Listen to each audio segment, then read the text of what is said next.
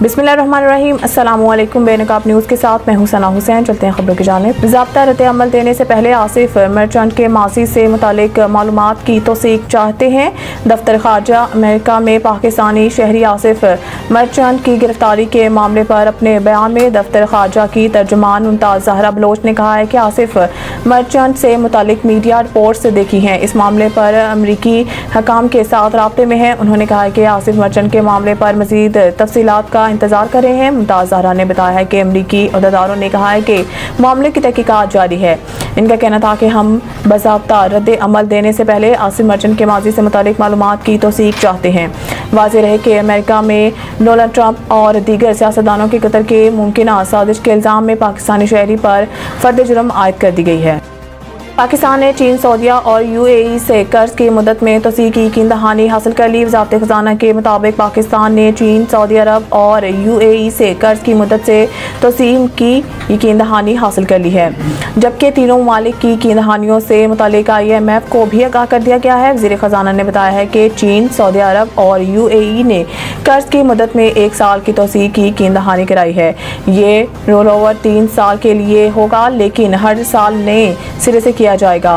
वज़ीर खजाना के मुताबिक रवां साल दोस्त ममालिक को $12 अरब की 2 तरफा कर्जों की अदायगियाँ करनी है, जिनमें पाकिस्तान के ज़िम्मे सऊदी अरब का $5 अरब, चीन का $4 अरब और मुत्तहिदा अरब अमारात का $3 अरब कर्ज वाजिब अलादा है।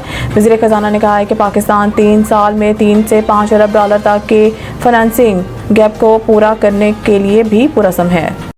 मखसूस नशिस्तें, इलेक्शन कमीशन का सुप्रीम कोर्ट के फैसले पर नज़रसानी दरख्वास्त दायर करने का फैसला। ज़राए का बताना है कि इलेक्शन कमीशन आज सुप्रीम कोर्ट के फैसले पर रिव्यू पिटीशन दायर करेगा। इलेक्शन कमीशन से काबिल मुस्लिम लीग नून मखसूस नशिस्तें तहरीक इंसाफ को देने के फैसले के खिलाफ नज़रसानी दरख्वास्त दायर कर चुकी हैं, जबकि मखसूस नशिस्तों पर मुंतखब कुछ अरकान ने भी फैसले के खिलाफ नज़रसानी दरख्वास्त दायर की है। याद रहे कि सुप्रीम कोर्ट के 13 रुकनी बेंच ने सुन्नी इत्तेहाद कौंसिल की मखसूस नशिस्तों से मुतालिक दरख्वास्त पर फैसला सुनाते हुए इलेक्शन कमीशन और पेशावर हाई कोर्ट के फैसले को कलादम करार देकर खवातीन और अक़लियतों की मखसूस नशिस्तें PTI को देने का हुक्म दिया था।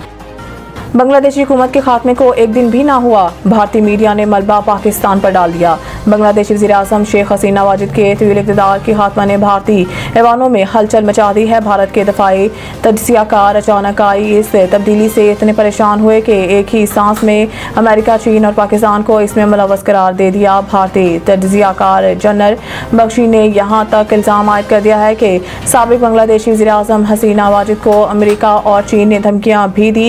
इल्ज़ाम लगाते लगाते नोबेल इनाम याफ्ता बांग्लादेशी इकोनॉमिस्ट मोहम्मद यूनुस को भी अमेरिका नवाज करार दिया। इल्ज़ामात लगाने में भारतीय मीडिया ने भी पीछे ना रहा।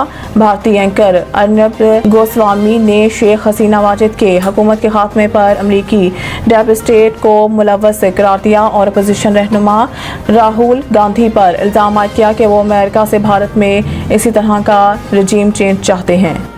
मज़ीद न्यूज़ और अपडेट के लिए देखते रहिए बेनकाब न्यूज़।